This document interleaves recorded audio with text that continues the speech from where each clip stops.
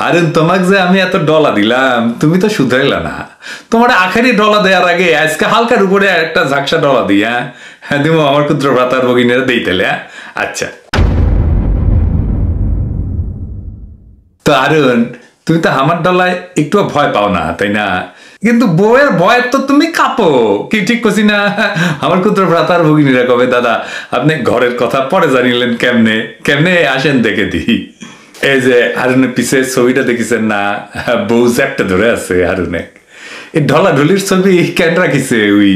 এটা কি সিগনিফাই করে? ছবি দেখে তোর জুনিয়ারাই মুক্তি পায় আসবি তাই না? এটা ওর বউ দিছে কোসে ওটা পিছে রাখবা। জ্যাপটা ধরাটা হচ্ছে ওনারশিপ, মানে আমার সম্পত্তি। হ্যাঁ তার মানে হারুন আমার সম্পত্তি।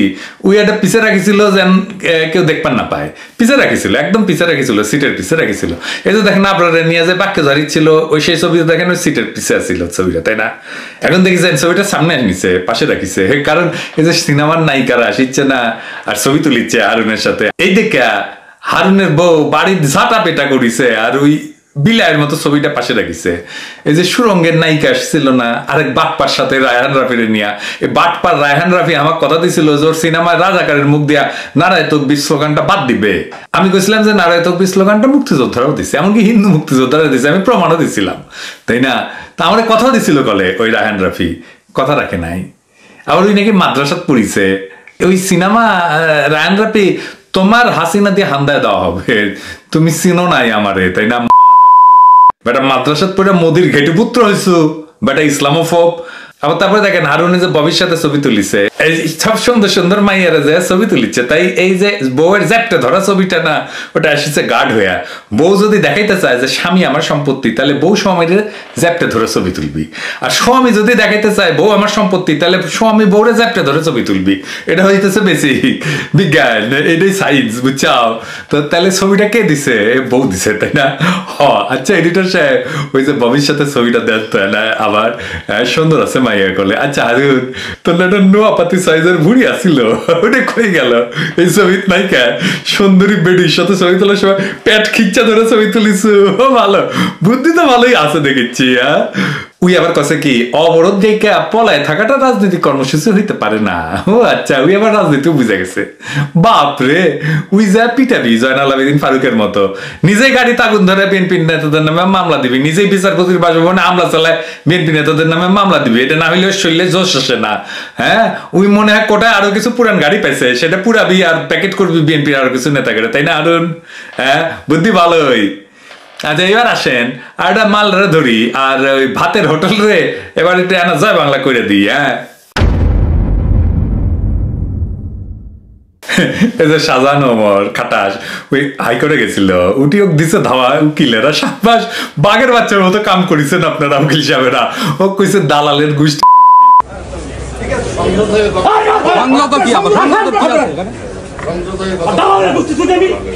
তো মানে শুধু দালাল রে টুটটুট করে খানতে হবে না, ওর গোষ্ঠীও টুটটুট খাবে আর কি। তো এটা গপ্প আসিল আর কইলাম না আর কি, ওই যে কি বিয়া করলি মদন গোষ্ঠী শুদ্ধ খাওয়ালি।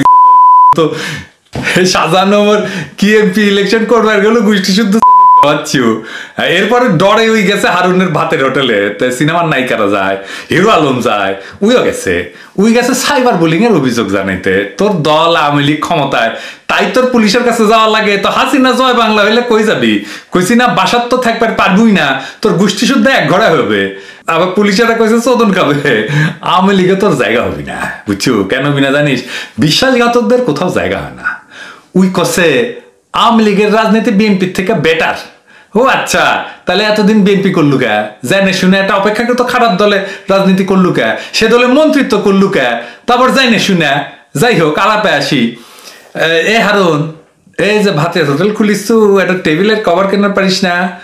টেবিলে কভার কেনা পয়সা নাই, আমার কলুনি দিলাম নি পয়সা পেটে। খবরের কাগজ ভিজা খেলে তো আর মানুষকে একটা টেবিল ক্লথ কিনে নেব। আবার এটা খাওয়ার ভিডিওর ওই যে ওই অংশটা দেখান না, ওই এটা হাত দিয়া খাবার তুলে দিতেছে শাহজাহান ওমরের প্লেটে, তো ওটা দেখান, একটু ভালো করে দেখান, স্লো মোশনে দেখান।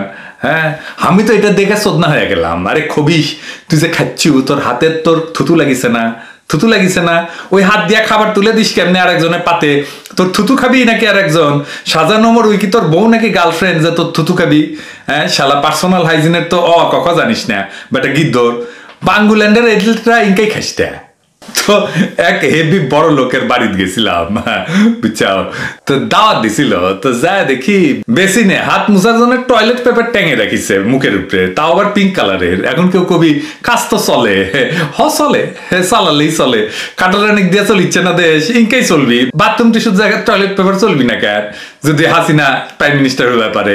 আচ্ছা আচ্ছা আরুন এই শুন ওই যে নায়িকা গুলো আসছিল না, ওগুলো কি তোর থুতু খাওয়াইছো? হ্যাঁ থুতু খাওয়াইছো নাকি রে? ভাল শুন ইয়াল্লাহ দরবেশ বানায় দাও, তোর থুতু খাওয়ার জন্য যায় ভাত না। আরে সি সি সি সি সি সি। আচ্ছা হারুন তুই নাকি আবার মায়ের সাথে লটর পটর করেছি? হ্যাঁ খবর পাচ্ছি মাঝে মাঝে। আচ্ছা আচ্ছা সাব্বাস বাঘের বাচ্চা। এই না হইলে হাসিনার ঠোলা সর্দার, হাসিনার দলের লোক হবি আর মাইয়া দেখে চকচক করবো না, এটা তো হবে লয়। মুজিবের আমলেও দেখেছি, হাসিনার আমলেও দেখেছি।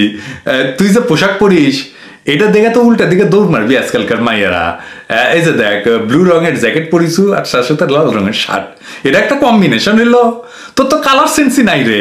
হ্যাঁ লাল নীল আর হলুদ এই তিনটা হচ্ছে প্রাইমারি কালার, মানে তিনটা কালার নানা কম্বিনেশনে মিশে নানা রং তৈরি করা হয়। এই তিনটা কালার পাশাপাশি বসাইতে নাই, লালের সাথে নীল বা হলুদ কখনোই পড়া যাবে না। এই বেসিক জিনিসটা জানিস না, এত বড় বয়স হয়েছে ডিআইজি হসু আবার গোয়েন্দা প্রধান হসু, এটা জানিস না প্রাইমারি কালার? বাল শুন, প্রাইমারি কালার হইতেছে সবচেয়ে স্ট্রং কালার, এটা দর্শকের চোখে পীড়া দেয় যদি পাশাপাশি রাখে। কালার মিলাইতে হইলে কমপ্লিমেন্টারি কালার, মানে সব কালার যদি একটা চাক্কার মধ্যে বসানো হয় না, ওইটারে বলা হয় কমপ্লিমেন্টারি কালার। রংধনুর মতো চাক্কার মধ্যে বসাইতে হয়। হ্যাঁ এটারে বলে কালার হুইল। এই কালার হুইলের ঠিক উল্টা পাশে, এক রঙের ঠিক উল্টা পাশে কমপ্লিমেন্টারি কালার থাকে। যেমন লালের কমপ্লিমেন্টারি কালার হইতেছে সবুজ, লালের সাথে সবুজ যাবে। নীলের কমপ্লিমেন্টারি কালার হইতেছে কমলা। কমপ্লিমেন্টারি কালার একে অন্যকে কমপ্লিমেন্ট করে, মানে আরো উজ্জ্বল করে তোলে। অথবা অ্যানালগাস কালার, মানে নীলের অ্যানালগাস কালার হইতেছে হালকা নীল। আমার কাছে পেটে দিস কয়েদ মনে নায়িকা গোটের সাথে আবার ভাতের হোটেলে যখন জিয়াফত খেলাবো না, কি পরে আসবো দেখে দেবনি। হ্যাঁ আমার কাছে পেটে দিস। আচ্ছা আসেন আর খবর দেখি। হ্যাঁ পিটার রাজ নাকি বোয়িং বেচবি, সকাল থেকে ইনবক্সে মেসেজ পাচ্ছি। ওটা ছাপাইছে একে আজাদের পত্রিকা, আর কোনোটি দেখবেন না কিন্তু। আর অন্য জায়গায় যে টিভি এসে কইছে যে কি আলাপ হয়েছে সেটা জানা যায়নি। যাই হোক, হ্যাঁ তো ওই তো খুঁজে পাবি বোয়িং কেনার প্রস্তাব দিছে বাংলাদেশকে। হাসিনা আবার বোয়িং কেনারও শখ হয়। হ্যাঁ বোয়িং কেনার গল্প শুনে মরা নেয় যে আমেরিকা ম্যানেজ হয়ে গেছে। তো তোর তো বোয়িং দূর কি পাত, সার কেনার টাকা আছে নাই। এই যে সমকালীন নিউজে যে আজাদের নিউজ পেপারের নিউজে টাকা ডলারের তীব্র সংকট, সার আমদানি বাধাগ্রস্ত, সার পর্যন্ত আমদানি করতে পারতেছে না। সামনে বড় সিজন না বলেন, তো বড় লাগাবে সার লাগবে না, সার আমদানি করতে পারে নাই। আর ওই শুনেছে বোয়িং এর গপ্প, গোয়াত নাই সাম রাধাকৃষ্ণের নাম। আর একটা জিনিস শুরু হয়েছে, রাশিয়া চীন ইন্ডিয়া মেলা কথা করছে বাংলাদেশের নির্বাচন নিয়ে। অনেকে করছেন এরা হাসিনার পিছে দাঁড়াইতেছে হাসিনাকে রক্ষার জন্য। এটা নিয়ে সাবেক পররাষ্ট্র সচিব তৌহিদ হোসেন, আমি খুব পছন্দ করি এই ভদ্রলোককে সবচেয়ে। আমার একবার দেখা হয়েছিল ওনার সাথে, কথা হয়েছিল না উনি যখন ছিলেন পররাষ্ট্র সচিব, ওনার অফিসে গেছিলাম আর কি। তো সবচেয়ে গুরুত্বপূর্ণ কথা কইছেন, ভদ্রলোক স্মার্ট আছেন কলে। তিনি কইছেন যে বাংলাদেশ নিয়ে চীন এবং রাশিয়ার বিভিন্ন বিবৃতির উদ্দেশ্য হলো এদেশে নিজেদের অবস্থান ধরে রাখা, শেখ হাসিনা বা তার বদলে আর কাউকে প্রোটেকশন দেওয়া নয়। চীন ও রাশিয়া বাংলাদেশে নিজেদের স্বার্থ রক্ষায় দর কষাকষি করবে সরাসরি আমেরিকার সাথে। সেই জন্যে তারা যা বলার সেটা বলতেছে আমেরিকাকে উদ্দেশ্য কইরা, বাংলাদেশের কাউকে উদ্দেশ্য কইরা না। বুঝেছেন? কারাল রানী যত যাই করুক, ওর গন্তব্য বাংলাদেশের জেল, আর সেই জেলে আমরাই নিমুক। ওই কসে যে স্যাংশন আসলে সামলাই নিবি, কারণ ওই পারু ওই লারু, ওর নানির নাম জহরা, তাই ওরা তো মহরা। ওই এটা জানে না যে স্যাংশন খেলে রাস্তাত লাখো লাখো লোক নেমে আসবে, যেই জনসমুদ্রকে মাজা ভাঙা স্যাংশন খাওয়া ঠোলা দিয়া আর সামলানো যাবি না।